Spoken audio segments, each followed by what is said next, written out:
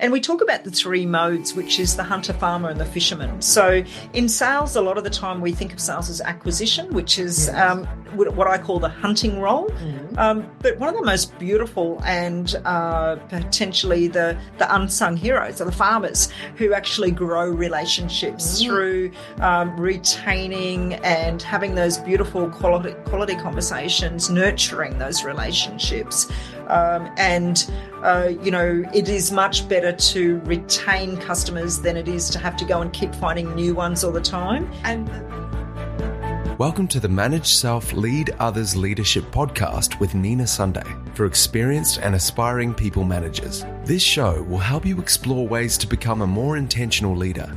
Each episode, host Nina Sunday speaks with some of the brightest business minds on the planet who share a passion to elevate and transform team culture. Workplace culture hides in plain sight. Is yours flourishing? Join the movement to make your workplace a better place to work. Are you ready? Because it's time to manage self, lead others. Naomi Oyston. Welcome, Naomi. Hello, Nina. Thank you so much. It's lovely to meet you. And we're obviously both in the same city today. Naomi lives 2 hours north, but she's on her way through, and we decided we'd do the episode together today. Yeah, much more fun in person, isn't it? Yeah. So you tell me about your background. You've got a commercial banking background, and how is it that you became a sales expert? Yeah, sure. Thanks, Nina. So my background is commercial banking and commercial finance. So roughly around about 15 years in the commercial finance space. So predominantly what my job was sales and service excellence in the banking sector. So working with lots of businesses, from a small business up to a large corporate. One of my roles was with Commonwealth Bank Business Banking, where I was the executive manager for success coaching, and I worked with 130 business bankers from Cairns to Coffs Harbour to help them to reach their targets in sales. I was just going to say, for anyone else in the world, that is thousands of kilometres long. It's a big drive. So if you were to drive that distance, you're probably talking about 20 hours distance from you can't do it in one day. From north to south. Yeah, that's a long way. But that's all right. That's a very wide territory. It's a big territory. Yeah, that's right. So my job was to be able to support all of those commercial bankers to be able to delight their customers, deliver very high customer satisfaction, but also to hit their targets. And this was one of the top 4 Australian banks. Correct. Are we allowed to say its name? Yeah. It was with the Commonwealth Bank, which is the largest bank in Australia. So did that job for 3 years. Prior to that, I was a commercial finance broker, which meant that I had to go and find my own clients and build a business writing commercial finance loans. So pretty much what that business taught me was a lot about understanding the drivers of businesses, understanding how to engage with business owners, how to understand what makes them successful, and how to understand the challenges that business owners have to be able to get a really high-performing business. Now, you've been out on your own for some years now as a self-employed sales consultant and trainer. And so what gave you the idea? Well, what is a sales playbook anyway? Yeah, sure. So essentially, I guess how things transitioned, I was leading the sales and service component at Commonwealth Bank. Part of that program took me into sales training for the commercial banking sector. Loved the sales training, really enjoyed that. When it was time for me to move on from the Commonwealth Bank, I went into a consultancy business where I studied under a fellow called Jack Daly, who is a US-based sales trainer, one of the best sales trainers in the world. One of Jack's concepts was about the sales playbook, which essentially is capturing and documenting best practice sales behaviours within your business, overlaying them with industry standards. What's the best processes that we've got in sales training, and how do those apply to each individual business? So what is a business's strengths? What's their value proposition?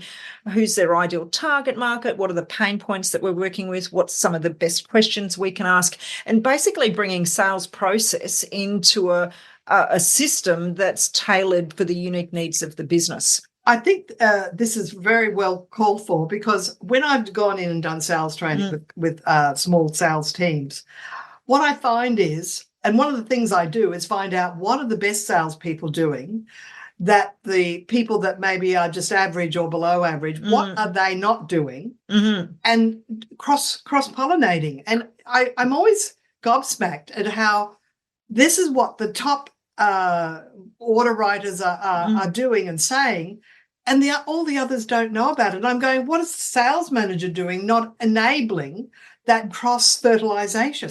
Correct. So I believe that we all do the best job we know how. But we don't know what we don't know. That's right. And so you can send your people off to do a sales training course, and I've done loads and loads and loads of sales training courses. But really, where the rubber hits the road is taking best practice strategies or concepts or behaviors and then tailoring them to your business, your customers, your environment, and having something that actually works for you. Because generic sales training alone doesn't work. A generic sales playbook alone doesn't work. It's when you bring the two together that you actually create that synergy that people can understand, adapt, and unpack and start to apply in their roles. So what I think I'm picking up is that a sales manager could grab this book and go, this is how I can create my own playbook for my sales team. 100%. 100%. So the sales playbook is a playbook about how to create your sales playbook. And that's what you have to do, because whenever I do sales training, I'm always customizing it. And it's almost like pulling teeth trying to get the information. Correct. And the big issue that people have when they go to create sales playbooks is that a lot of their knowledge is what we call unconscious competence. In other words, they just, if somebody says, how do you talk to a customer? I don't know, you just go out and have a chat, right? Well, let's unpack, what does having a chat actually mean? What sort of questions are you asking? What are you doing to build rapport? What are you asking them about their needs? How do you position your recommendations? How do you structure that conversation? So the sales playbook teaches you how to unpack each step of your sales and service excellence process in a way that makes it easy for somebody else to come in and understand. So any business who wants to scale and grow needs to create a sales and service excellence process, and the sales playbook is the way that you can capture and document your best practice sales and service excellence strategy that's tailored to your business. So what's the first step? The first step is to buy my book. Oh, yes. It's called the Sales Playbook. You've got to get the information. But all jokes aside, it's basically, the first step is to understand what a sales playbook is and why do you need it, right? In my book, I've outlined every step that needs to be included in a sales playbook, and we also have a downloadable Word template, that is available on my link in the show notes. Yes, absolutely. So people can go online onto my website and download the actual template. So the template is basically a Word document with all of the areas that we need to include in a sales playbook. So I've already got the template there. You just need to follow the bouncy ball and fill in the dots. That's lovely. And then if they need any help, they can contact you via LinkedIn or your website and maybe engage you. And you work remotely? Yeah, absolutely. Yeah. So for some organisations, the template's going to be enough when it's combined with the book actually explains how to complete each section and what's important and how to engage your staff, how to unpack, best practices from your high-performing people in your team, how to find out what is it that they're doing and how to capture all of that and make it into a succinct document. So the template is there, which supports people, but the playbook actually also talks about, who are we as an organisation? What do we bring to the table? What's our ideal client look like? How do we build our referral networks? And probably at its core, the sales playbook is about creating raving fans. And raving fans is somebody who is delighted with what we do because we understand them better than anybody else and we deliver highly valued solutions to them. We provide that amazing customer experience. And when we create raving fans, they basically do the selling for glorious. And, there's nothing more beautiful than getting referrals from your most satisfied customers because they're the most likely to convert. They're less price sensitive. They love you already before they've even started.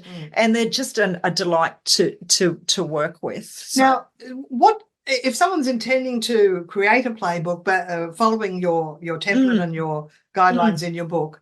What sort of metrics or do they need to get together? Do they need to have their conversion rates mapped out? What do they have to have their scripts or what people say or the questions they ask mapped out? What do they need? All of that fits into the template, Nina. So there's a place for everything within the process, but essentially there's a lot of content that we do cover. But it starts with who are we and who are we as an organisation and why should somebody choose to do business with us? And I call that our value proposition. So, every business, every salesperson should understand their business's story, their values, what it is that, they bring to the table and what makes us special. And we should be able to tell that story and actually introduce ourselves with a beautiful elevator pitch and things like that. So it starts with our value proposition. The next piece is our ideal customer. And that's really a big, deep dive into who do we most want to do business with. So you need to know what is it that you've got to offer.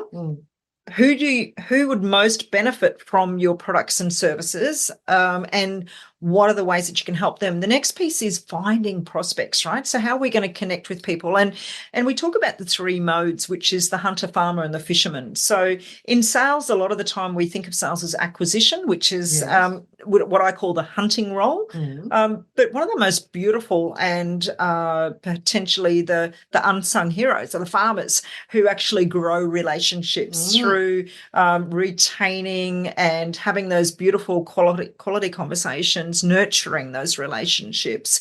It is much better to retain customers than it is to have to go and keep finding new ones all the time. And the metaphor of the fisherman and the fisherman is, I guess the easiest way I could explain the fisherman is our marketing role, right? Which is about putting out some bait and casting a net and attracting them to us, right? So, that could be through trade shows or through some online marketing or through some expos or community events and things like that. So it's sponsorships. Yeah, it's basically putting out the bait and seeing if we might get a nibble on the line and then can we reel it in, because marketing is one department and sales usually is another. Correct. Often they're not communicating well enough. Correct. And so there is a piece in the playbook, which is what we call our sales enablement strategy. And our sales enablement strategy brings the marketing and the sales together, but it also talks about things like CRMs and pipeline management and all that type of thing. So what are we doing as an organisation to be able to attract the leads and the opportunities and set our people up for success through our sales training, through our metrics, through all of the different, numbers that you mentioned as well? That's all part of that sales enablement capability piece. Regarding CRMs, I live and die by my CRM. Without my CRM, I feel like I'm driving blind in a snowstorm.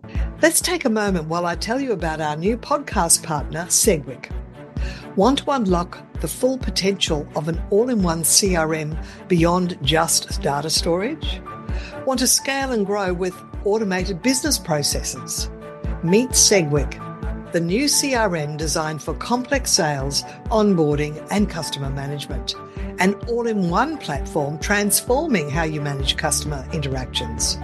Segwick provides tools for scheduling appointments, managing client follow-ups, handling customer queries, all in one intuitive interface. And here's the good news. For a reduced fee on your subscription, contact Segwick, that's SEGWIK, using my exclusive link. Visit segwick.com/Nina Sunday today. Link is in the show notes.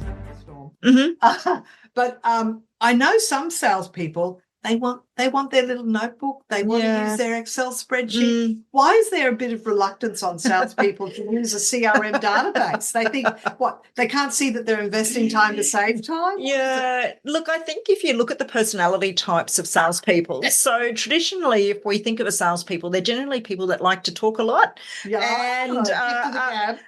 Gift of the gab, and they typically can be a little bit unstructured. They like to wing it and go after their own style. Now, what I'm going to actually say to you today, Nina, is that in my experience, the best salespeople are actually better listeners than they are talkers. So we have a saying which is "Don't show up and throw up," which means your customer doesn't really care how much you know until they know how much you care, right? So the best way to build a relationship with a customer is to be interested in them and to seek first to understand where they're at, what's most important to them, what are their opportunities, what are their challenges, and what are some ways that I might be able to help them. Right. And so we turn that sales conversation around to be more customer focused than let me tell you all about me. Let me tell you all about me. And I've got this great product and I've got that. They don't care until, in fact, that can be quite a turn off. So back to your question about the CRM, I think the new breed of salespeople are quite disciplined, quite process driven, quite structured and quite organized. And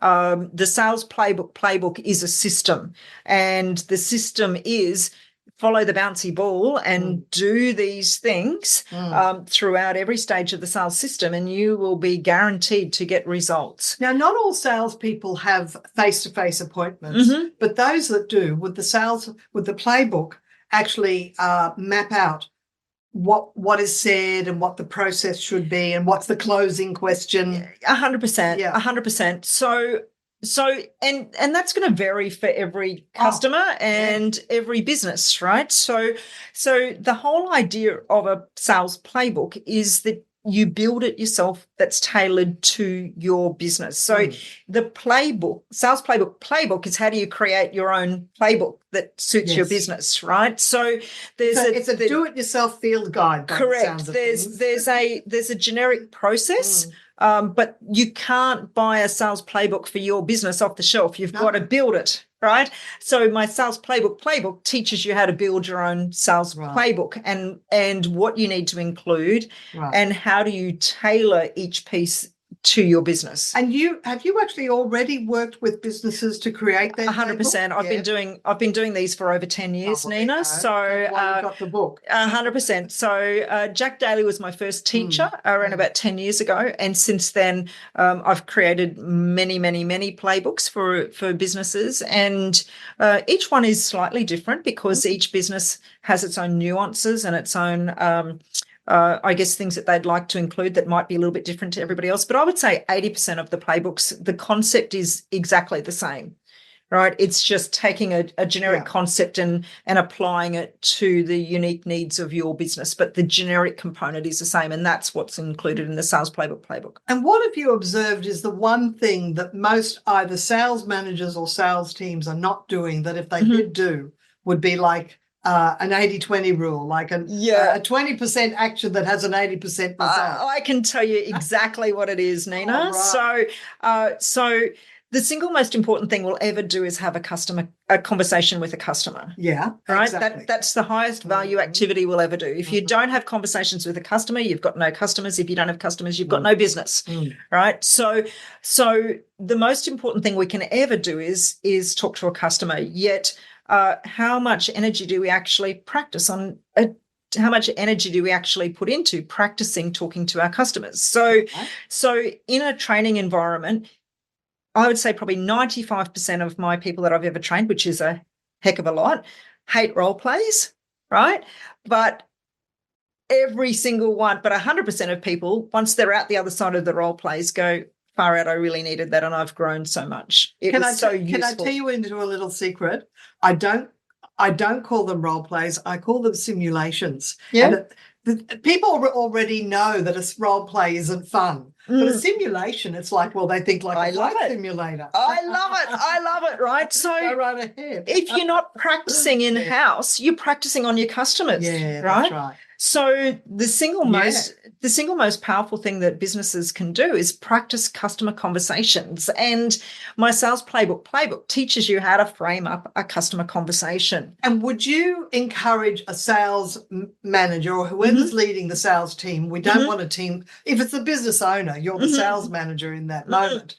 Do you encourage them to actually, especially the people that are getting the better results, writing more orders than the others? There always is. Yeah. Would you encourage them to share what they say, what they do, for the others to watch and listen? 100%. So basically, how we work is we set up a group of 3, and there'll be a customer, a salesperson, and an observer. And there's a checklist that goes with it in terms of what are we looking for at each stage of the conversation. And is that in the book? It's not, but it's a piece that I can provide if anybody needs. So it's an observation sheet. And basically what we do is we set up a 1-hour role practice or simulation, and each person gets to play all 3 roles. So when we've practiced, and we do 3 different scenarios, which is 3 different customer profiles, right? And so everybody gets to listen to the same conversation 3 times and provide feedback to each other. And so within 1 hour, we can have 3 rounds of customer conversations done with 3 lots of feedbacks, 3 lots of listening to our peers. How would they say something? How would they phrase it? How would they overcome this objection? And it's a really beautiful thing. And, you know, if we could just get our customer conversations right, believe me, that would make the most amazing change to every business. And that's pretty much what I did at Commonwealth Bank for about 12 months, is I listened to bankers have customer conversations. Your results is going to be the quantity of activity that you do, so how much activity you do, multiplied by how the quality of your activity, how well you do it, right, multiplied by your consistency, right. So if I make 10 sales calls every week, but I'm pretty ordinary at doing my sales calls, and I only do a 10% hit rate on them. So if I've got a 10%, a yes rate is 10%. I only convert 1 in 10. Right. And I do that 1 week, but then I kind of, next week I don't really feel like doing it, so I miss it, and I might do it the following week, but I don't have that consistency. My results are going to be pretty poor, right? But if I did, say, 5 calls every week, and I've screened my calling list beforehand, I know exactly who I'm calling, why I'm calling. I've already identified a need. I've got a connector there in terms of the reason for my call. My 5 calls, I might get 3 out of 5 that actually convert. Right. And I do that every week. My results are going to far exceed somebody who's doing 10 calls a week. Right. So it's not about quantity, it's about quality and consistency as well. And what can we do to raise the bar in our quality so we can reduce the amount of quantity? So we can, if we get smarter with how we work, we don't have to work as hard. Well, I think we've sort of coming to the end of our conversation. We've sort of delved into some of the issues with sales and with the beauty of your playbook.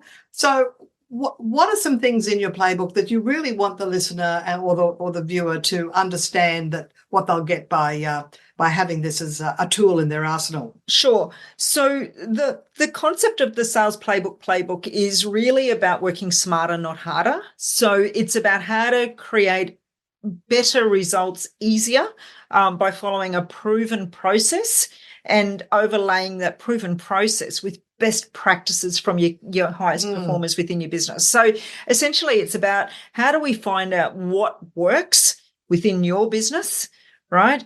And then how do we capture that into a document that other people can understand and embrace and put into practice to be able to start to replicate those practices faster than trying to work it out on their own. Naomi, I think you've nailed it, because what I've identified with the teams that I've worked with is that whoever is hiring them, it might be the operations manager is looking after them, not a sales manager.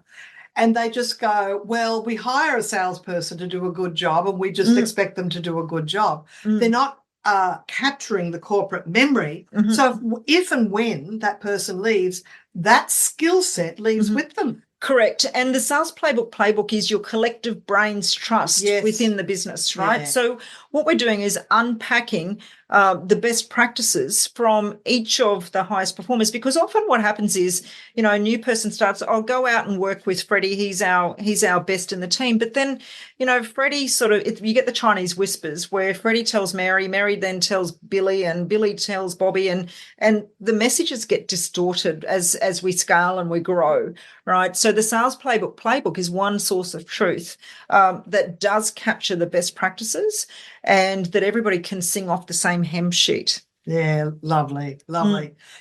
Even when I used to have a large sales team and a support team. I'd sort of done a lifestyle shift and my team is a bit smaller. But I still remember I would have a script for what my assistant in the office would say to call. We're just ringing to confirm that you're happy with the workshop, and I'm wondering if you'd be interested in any other topics. And, I would be listening sometimes, and they were supposed to always not read it word for word, but actually read it and then put it aside. And it's amazing how Chinese whispers really changes as they go, oh, I think I know what to say. And you go, oh, that's really going to switch people off. Yeah, that's right. It's sales playbook is about finding out what works and doing it.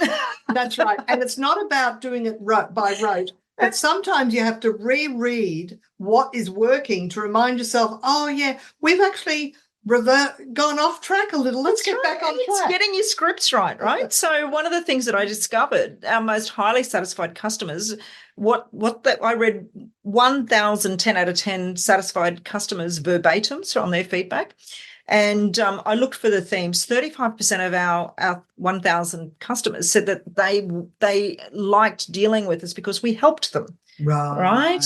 Was the single most commonly used word. Right. When they feel highly satisfied, it's because somebody understands me and wants to help me. Right. So one of the things that I did back in my Commonwealth Bank days was I asked the teams to use the word help in their opening conversation when they were doing any recommendations, and as they closed off the conversation, look, thanks for our conversation today, Nina. It's been a pleasure to deal with you. As discussed, I'm going to do A, B, and C.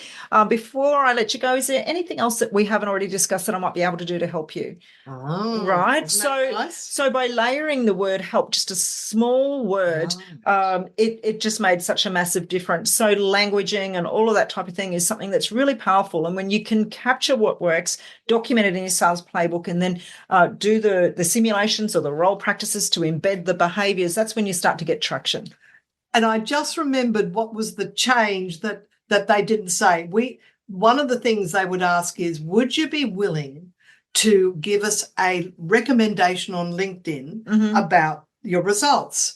But I heard the assistant say, would you be interested to do a LinkedIn recommendation? Boom. Right. And I went, would you be interested is a no. Yeah. Would you be willing to is a possible yes. Yeah, beautiful. Yeah. So just one word. Yeah, one word. So the sales playbook is about getting what works documented and then training it and embedding it and making sure that everybody's following the best practices. Naomi, I love talking to you. It's really fabulous. And tell the listeners and the viewers your website address. It'll be in the show notes, but tell us. Sure. My company is called Shine Executive because I actually believe that we all deserve to shine. And so shineexecutive.com.au. And there certainly is a whole page on the sales playbook, and you can download the Word document, which is the template from there as well. And they can find you on LinkedIn as well. Absolutely. Naomi Oyston on LinkedIn. And how do you spell Oyston? Oyston. So if you think a little bit about oysters, you'll be on the right track. That's right. And I do love eating oysters. Not everybody does, but you're at Noosa, and I think that's oyster territory. Yeah, that's right. Exactly. That's right. Well, thanks so much, Naomi. An absolute pleasure. By the video studio here today. We decided to do it in person. So tell us what you think. What do you think about me having the guest in the room with me? Because mostly they're remote somewhere else in the world. So tell me what you think. And thanks so much, Naomi. And we will We will see. We will see. I'll be seeing you again because you're in my professional speakers. Absolutely. Chapter. But definitely get the book. I'm going to get the book. Well, I've got the book actually. I'm going to use the book. Is what I meant. Of course. All right. Thanks so much. Thanks, everybody. Bye. Nina Sunday is on a mission to help leaders transform culture. To book Nina Sunday CSP to speak at your conference, visit ninasunday.com to request a proposal. Nina travels from Brisbane, Australia for in-person presentations Australia-wide. Twice certified virtual presenter, Nina Sunday presents virtually, globally, for any time zone. This podcast is a part of the C-Suite Radio Network. For more top business podcasts, visit c-suiteradio.com.